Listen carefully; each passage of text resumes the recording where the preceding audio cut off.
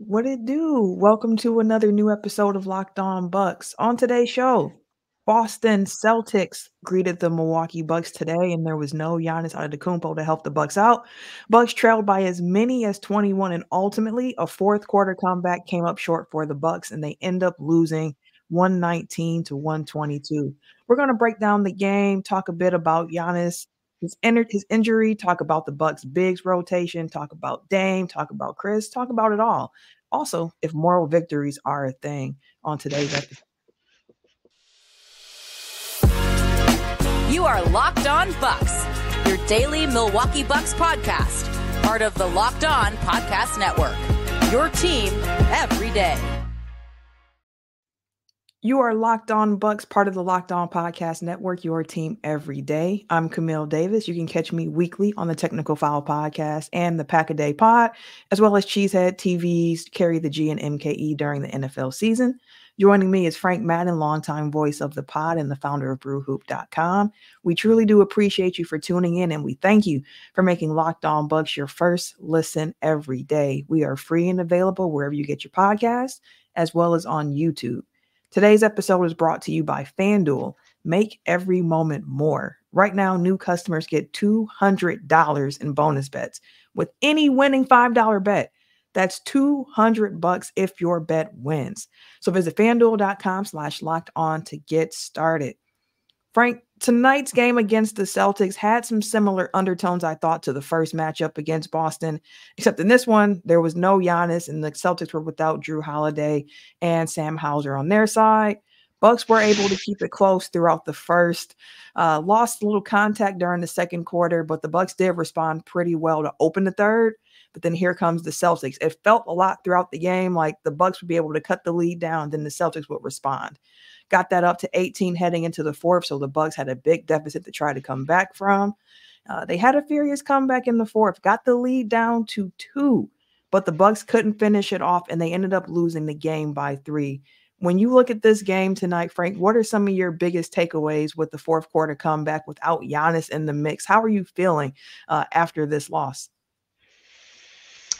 Look, I guess like the the optimist glass half full take would say like, well, if you had Giannis, then easily you win this game, right? Because throwing Giannis into the mix in lieu of Danilo Gallinari and at least the first half version of Bobby Portis would have obviously been a big plus. But look, you never know how teams are going to respond when a superstar is out. That goes for both the team that's missing the superstar, like the Bucks tonight, and the other game, and on the game on Sunday, as well as the other team. So, look, it's a totally different game if Giannis plays. Obviously, you always want Giannis in the lineup if he can go. The decision was obviously made not to mess around with this hamstring tightness or soreness or whatever tendinopathy, tendinitis, whatever they're calling it in the injury report. And that's fine, right? I think be interesting to see like would he actually play potentially in the second night of the back-to-back tomorrow when they go home against the Nets.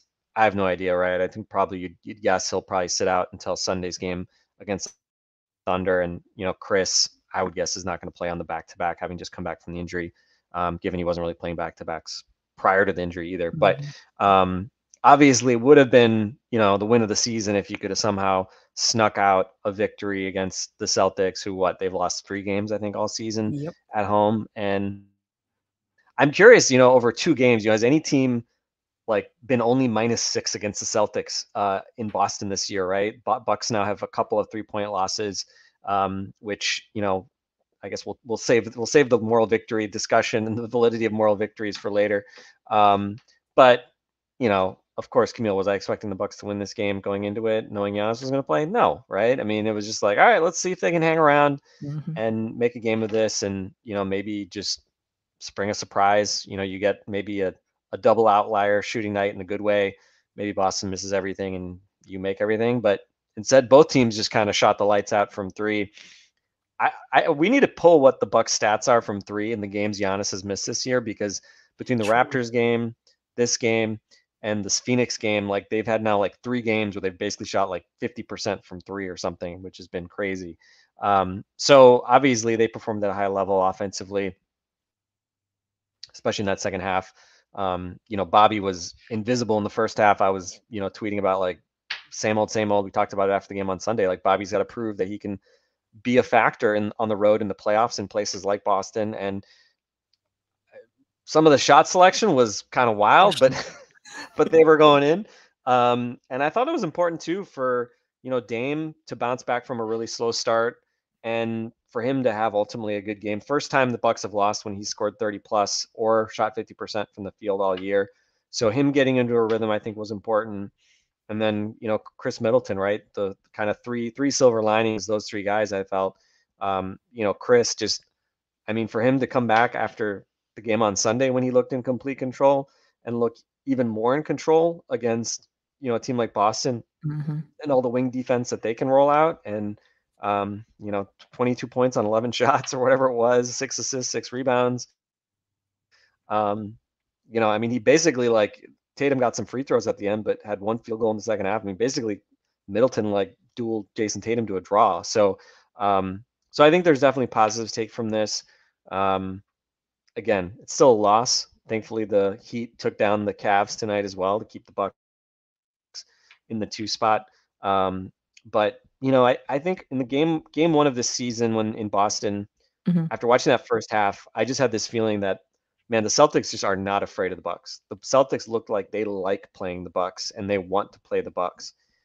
And they, Bucks, to their credit, fought back and, gave themselves a chance in that game. And tonight they did the same thing, kind of fought back, gave themselves a chance in that game. And obviously in the sandwich game in Milwaukee, they completely blew the doors off to Boston. So I think, like, again, moral victories, we can park that.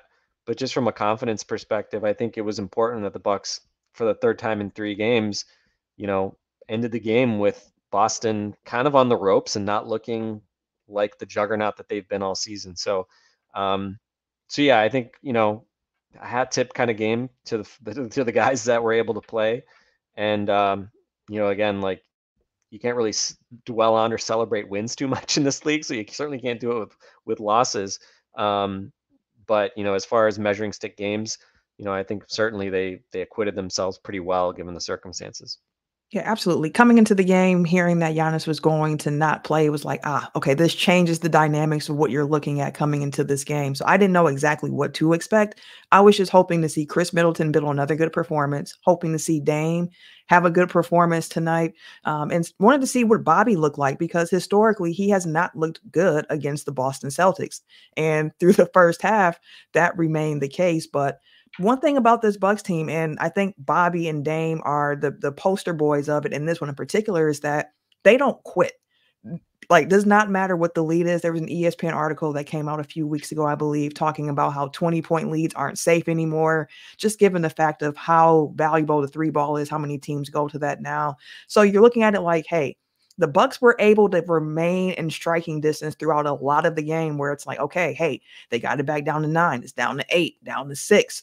Here comes Boston in the response. And every time Boston responded, it could take the sails out of your wins. It was getting really loud in the Garden, especially in, I think it's the second quarter, when Pritchard had an ISO on Gallinari. And I was just like, oh, this is not going to end well. And he's out there shaking and baking, looking like Kyrie back in Boston for He couldn't shake Gallo, though. Come on. Like we got to give Gallo some credit. He actually was right there.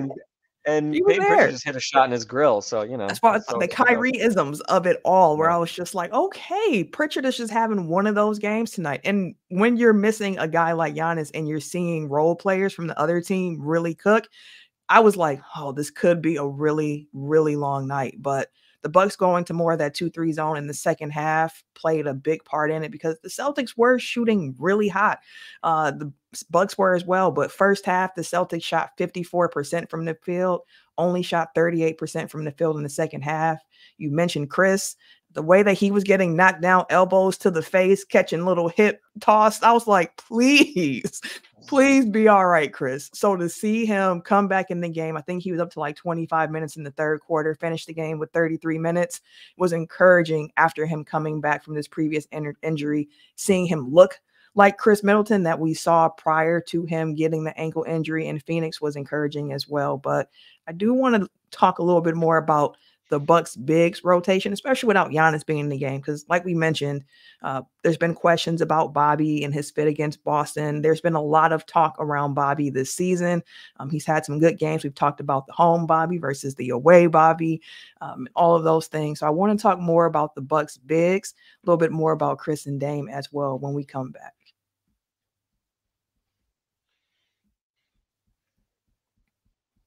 Are you the kind of driver that likes to push things a little further? You ever wonder what adventure could be around the next corner? Well, our friends at Nissan have a lineup of SUVs with the capabilities to take your adventure to the next level. The 2024 Nissan Rogue is the perfect drive for city drivers and great escapes. The class exclusive Google built-in is your always updating assistant to call on for almost anything. So gone are the days of connecting your phone. Google Assistant, Google Maps, and Google Play Store are built right in to the 12.3-inch HD touchscreen infotainment system right on the dash. The 2024 Rogue is the perfect midsize crossover for your next adventure. Nissan's incredible lineup also includes the 2024 Nissan Pathfinder, which has room for up to 8 people, has an expansive cargo capacity, and it has advanced available 4x4 capability. With 284 horsepower and up to 6,000 pounds towing, when adventure calls, the Pathfinder is there to answer. Take the Nissan Rogue, Nissan Pathfinder, or Nissan Armada and go find your next big adventure. Shop nissanusa.com. Say goodbye to busted brackets because FanDuel lets you bet on every game of the tourney. It is that time, y'all. March Madness is here. My Marquette Golden Eagles are looking good. Tyler Kolek's back. I am excited. Cannot wait to get into March Madness this week. So whether you're betting on a big upset or a 1 seed, or maybe a 2 seed like Marquette, it's time to go dancing on America's #1 sports book. Right now, new customers get $200 in bonus bets if your first $5 bet wins. I'm going to run that back for you because I said $200. $200 you can get back if your $5 bet wins. You can use that on point spreads, money lines. You can even pick who's going to win it all. So visit fanduel.com/lockedon and bet on college hoops until they cut down the nets. We appreciate you for tuning in to Locked On Bucks. A special shout out to all the everydayers who tune in Monday through Friday. I always give a little special shout out as well to the YouTube subscribers and those who are in the comments as well. And I got to just ask y'all a question, just real talk for a second. Are you watching Fox Sports or ESPN on your TV all day? Ever have to maybe turn down the volume with all that shouting that you hear there? Make the switch to Locked On Sports Today, a free 24/7 sports streaming channel program for you every day to bring you the biggest stories without all the screaming. Locked On Sports Today brings you can't miss analysis, opinions, and news. It's also streaming 24/7 on YouTube or the free Amazon Fire TV channels app. All part of the Locked On Podcast Network, your team every day. Now, Frank, as we were mentioning, just Bucks bigs versus Boston. It was just really interesting to look at because for large stretches of the second half, the Bucks went small, and that's what kind of helped them get back in the game with that 2-3 zone. And Bobby and his play against the Celtics, looking at him, rough first half, rough start. Shot selection was questionable at times. Just the defensive energy was questionable. And then you see him in that 2-3 zone. You see him finding ways to make an impact on the game. The offense came to him a little bit more. And I started wondering, like, is he finding ways to be playable in the series against Boston at this point? Jay himself, like Jay got his fourth foul early in the fourth, and he did not return after that fourth foul. And he was somebody in the first matchup against Boston where I'm like, maybe they were missing Jay in that wing defense there. But even with Giannis out, he didn't get too much run tonight. Brook was in foul trouble in the third, didn't see much playing time himself in the fourth, except towards the end when Doc was doing some of the offense defense subs. And tonight was the most Gallinari minutes that we've seen in a Bucks jersey. I understand the Bucks were without Giannis. I understand they didn't have size, but man, it was some rough minutes with Gallo in the game. And I just got to say, before I pass it over to you, I don't ever want to see him isoed on the wing and taking a step back three. Like that's not in the bag. We don't need to see that. That's not productive basketball at this point. Gallo's a run and dunk guy, right? I mean, he's just I mean, two dunks tonight. He's got 3 dunks on the year. He's, I think, 1 for 12 or something from 3-point range with the Bucks. Let's just say I did not expect that to be a stat, triple the number of dunks as threes. It's crazy. Yeah, I mean, the weird part too was he DNP'd on Sunday, didn't he? He didn't play at all, I don't think, I don't against believe so. the Because AJ Suns. Green came in during that Yeah, normal second half rotation, yeah. So second quarter. yeah, it was interesting that he got more on today. I mean, honestly, um, Gallo is a former Celtic. He basically, I guess, did he not play? I guess he didn't really play at all for them, right? Because he tore his ACL Mhm. before the season started. So I don't think he ever actually even like really suited up for them. But got dealt, basically got contract dumped over the summer. Didn't seem. I don't know if he actually came on the record saying something about like wanting revenge against the Celtics, but um, honestly, like I think that was a major reason why he played because Doc probably felt like he was motivated and he wanted to stick it to his old team. Um, which, again, it's kind of funny, like in the Doc discourse, like I feel like this happens like whoever your current coach is, like Mhm. when that guy doesn't play a young guy over like the vet that's like over the hill and like clearly like doesn't really have much anymore, like people act like their coach is the only one that does that. It's just like, no, it's just like a thing that coach Yeah, that, they have their that guys. that coaches do, And I'm not saying it may be more pronounced with Doc and Bud than if you pick like a random young coach, right? Adrian Griffin, I don't know, right? But there are trade-offs here, people, right? Um, so look, I mean, if Gallo's getting minutes in the playoffs, then I reserve the right to be more aggrieved.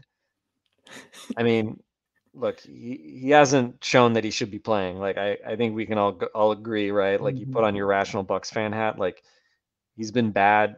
He looks pretty washed. He has moments where he's fine, like on that Peyton Pritchard step back. I mean, Peyton Pritchard like just dribbled like he was putting on a dribbling exhibition, but couldn't shake freaking Gallo. Like, and he had to Just settle hit him for with a step back and it a step fell. back, well defended, 3 or 2 on the line or whatever it was. So like I'm not gonna fault him too much with that. So I mean, look, he has moments where he looks fine, but the fact that he can't buy a 3 is puts a pretty big cap on sort of how ultimately productive he can be at this stage of his career. And again, it's like it's one thing if you're trying to hide Gallo with like 4 really good defenders on the floor, right? Like if Gallo was playing with like the Celtics starters, then like that can probably work better. But especially like on a night like this where there's no Giannis out there, Mhm. and there's usually at least a couple of kind of questionable defenders on the floor with him. I just think it's harder to kind of make it work. But as far as Bobby goes, I mean, you have to give him a ton of credit. Like we said, I mean, Boston has been like where he's turned into a pumpkin, like pretty much every game for the last couple of years. It's felt like, and the first half was bad. He was getting frustrated. He was talking a lot, but Yes. like frustrated talking. Like you could tell he was chirping, but not in a like fun, I'm sticking it to you kind of way, but in the like I'm frustrated and embarrassed kind of way. Um, but he came out, third quarter and then especially in the fourth, right? I mean, I think what was it, 14 points in the fourth quarter. I Mhm. mean, some of the threes were like kind of heat check threes. It was like a out of timeout, like spot up, top of the key, no hesitation type of three. He was hitting like all sorts of step backs. Like the shot selection was not good. Like there was a lot of heat check type shots from Bobby, and so that's kind of the piece that gives me pause because he's going to have physical size advantages against a lot of the Celtics he goes up against. Like when he goes up against Jaylen Brown or Tatum, I mean, he's physically bigger than those guys. He should be trying to back those guys down to get to that little post hook shot that he's really good at. But it seems like right now, I mean, he's so confident in the jump shot, right? What has Marcus been saying? He's got a special relationship with the net. Yes. Um, I don't know if it's like because he's like honestly feeling so good with his jumper that he's just settling, but he is settling.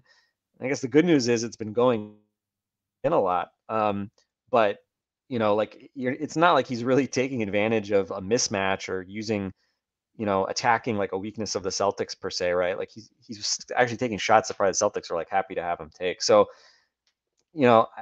again, like can't complain about the performance tonight. It was rough seeing him miss that 3-point play opportunity that could have cut it to 1, because then you get that really ticky-tack foul on Beasley, which didn't look like a foul at all. I mean, it's just like one of those plays where it's like, I don't know what what does it accomplish to call the foul there? The Celtics didn't even lose possession of the ball, and it looked like he just slapped the ball. It just a bizarre whistle there, which, again, I'm not saying it like decided the game, but that made it a 4-point lead. And then, Dame next time down the floor, as we've kind of seen probably more than we like. We saw it against the Lakers too in a little different scenario, but just has a hard time getting a good shot driving to the basket, and contested by Jaylen Brown, played good defense, misses it, and that was pretty much it. So yeah, kudos to Bobby.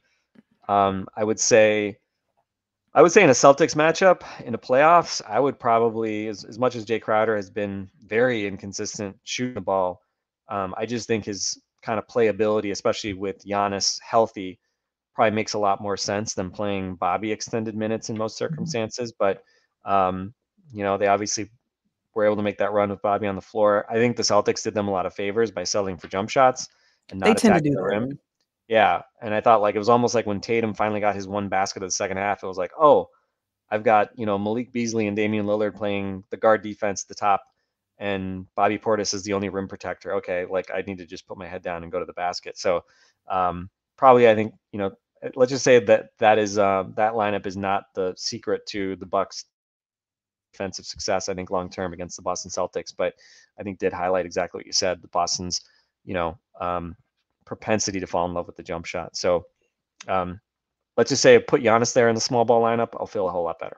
That is exactly what I was going to say. And seeing Doc go small in the fourth quarter in particular, I just like, okay, like these lineups are really interesting, and made me think like, what will this look like when Giannis is healthy and he's able to be that 5 in those lineups surrounded by shooters? Like the possibilities of what that can look like are really interesting. And that might be a way to combat against Boston in the playoffs, a nice look to give them down the stretch. And Doc even stuck with that when Boston decided to go back with their size. Go big. Yeah. With KP out there, with Al Horford out there, he was still running small, and the Bucks were able to hang in there. Now, they did give up a pretty critical offensive rebound to KP late in the game, late in that quarter, but like that's part of the takeoff when you are sitting here like we're going small, like that's going to happen.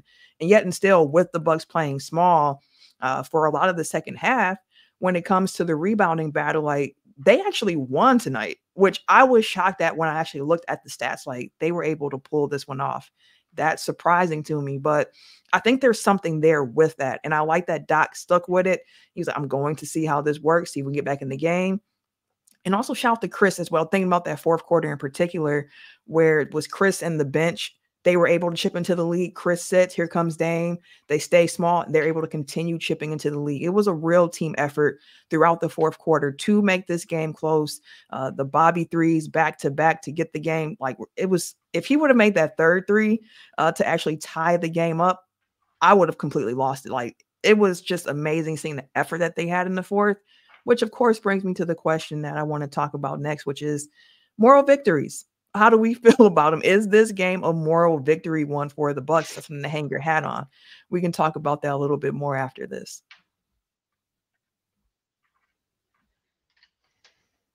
This next segment is brought to you by BetterHelp.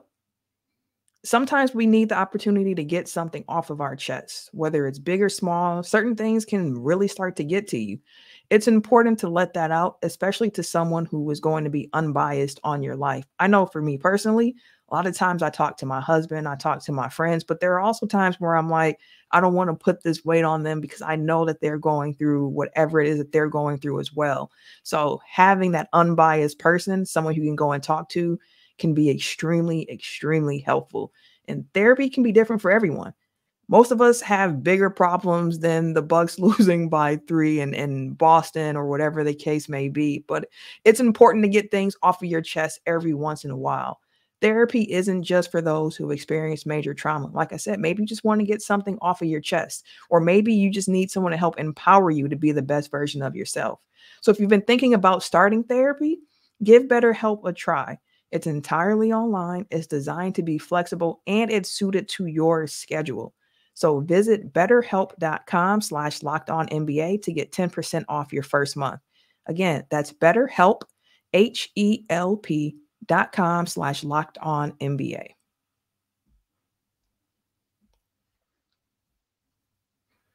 Moral victories. Doc Rivers in the post game, he mentioned, like, I'm not here for moral victories. That's not a thing. Like, they won the battle, but they did not win the war. And that's what you walk away from in this game. And I wanted to get a pulse check after this game as well with just Bucks fans. So I put out a tweet on Twitter just saying, hey, how are you guys feeling after this game and how the Bucks actually match up with the Celtics? Got a great response. And overall, like, people weren't mad after this loss. It was kind of like, we didn't have Giannis, feeling good about it, only lost by 3, liked what I saw in the second half, feeling like we can beat the Celtics in the playoff series if it comes down to that. A lot of encouraging energy coming from Bucks Nation at the moment. So, Frank, how do you feel about moral victories and how this game falls on that scale as well? I mean, I think when you're the Bucks, like if you're a championship contender, I feel like on some level you got to be above like moral victories. I feel like moral victories are sort of like, what you look for when you're a young team, a building team, etc. Obviously, the circumstances are unique tonight given the lack of Giannis in the lineup. So, your expectations are obviously lowered. So I don't know. I mean, at the end of the day, like I think the Celtics have shown obviously that they're the more consistent team. They're, a deeper team than the Bucks, even though like you look at their bench and it's like, are these guys really that good? Right? Sam Hauser, who's been very good for them, was out tonight. Not that that's like that is not, Drew Holiday and Sam Hauser do not, equal a Equal a Giannis Giannis. Antetokounmpo. Like, let's be clear about that. But I don't know. I mean, I think they just have built a really strong structure of a team, right? Like just the infrastructure of this team. They defend at a high level and their offense is really good and they can just put together lots of like combinations and just stuff works. And again, I think that's because they have a lot of really good two-way players, right? And again, I think for the Bucks, it's just harder because they've got, Giannis and Dame and Chris. And, like Dame obviously is very much a one-way player. Chris obviously, like, I think has made strides. I think he's become, gotten much better defensively since, the early part of the season when, he looked slow and sluggish, especially, the first Boston game I thought was a game that was really a concerning one in the sense that, especially in the first half of that first Boston game, it just looked like he was just kind of running in quicksand and just like his Yep. timing wasn't there. But I think that to me is, people have focused a lot on kind of his offense looking better as the season has gone on. But to me, like the fact that he's looked more comfortable and moving better defensively is maybe just as important as what he's looked like on offense. So, again, I just think, you're going to have the best player in the series with Giannis. I think the question is, how much can you rely on Dame to bring it night to night?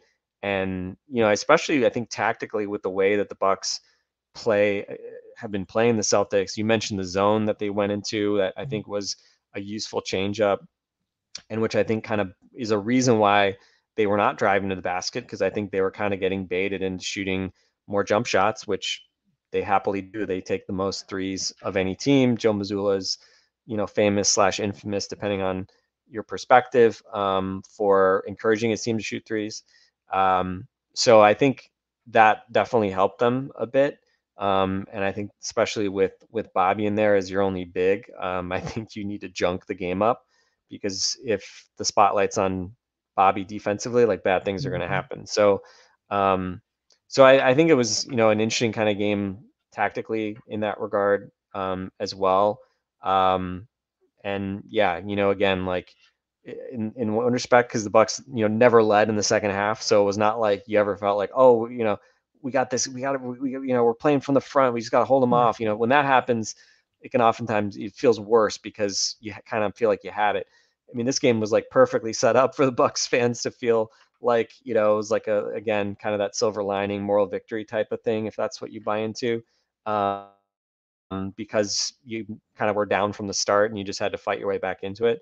But again, like I think probably this last game between these two teams in Milwaukee is going to be really interesting. It's late in the season. I think it's in April, I believe, right? So Yep. um, we'll see kind of where the teams are at that point. Boston, I think, probably will not be feeling a lot of pressure. They should have the 1 seed locked up by then. Um, so we'll see what that means, right? But I think if you're the Bucks, um, I do think these games probably, in a lot of ways, matter more to you, not just because of the standings being more important for the Bucks right now than the Celtics, but I think after losing to Boston a couple of years ago in a series, even though it was 4-2 and the Bucks had a chance, to win that, to basically like take control of that series. Um, I think that they, ultimately kind of they just, to me, they were just not the better team in that series. I think Boston was clearly better, and was really relying on Giannis to just be superhuman to even have a chance to sneak out the games that they won. Um, but um, but I think if you're the Bucks, I think you want to send a little bit of a message, right? I think you want to Mhm. show that the Celtics can't just roll in, hit a bunch of threes, and just punk you and blow you out, right? They took the Celtics' best shot tonight in many regards, right? You look at the 3-point shooting, and again, still lost the game, but I mean, it was there, right? If Bobby Yeah. makes that free throw or hits that, that three that could have tied it, who knows kind of how things end. Um, so again, like I don't think Boston's suddenly like afraid of the Bucks or something like that. Even after the blowout in Milwaukee and a couple of close games than they would like at home. But I think they've at least been put on notice, right? Yeah. That this Bucks team, like they're gonna, you can keep hitting threes and building big leads, but they're gonna keep coming, right? And they're not gonna roll over. Which knock on wood, hopefully that mindset kind of carries over to the playoffs if hopefully these teams do meet, right? Like hopefully these I teams want meet it. in the Yeah. Eastern Finals, right? I feel like Bucks have sort of um, obviously only winning one playoff series the last 2 years. It's feels like the Bucks owe us a more extended playoff run. But yeah, I don't know. We'll see. I think just one other thought too. I mean, um, I think the I think I was encouraged to see like Brooke was.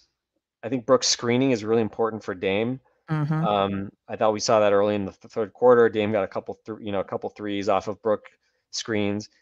That said, I thought it was important there. I think it was in the second quarter. They went to Brooke down low a couple times. They got a foul and I think one basket. Obviously, this was not a game that like Brooke distinguished himself in by any stretch, right? They obviously went on the run late with Bobby in there, kind of doing his heat check thing.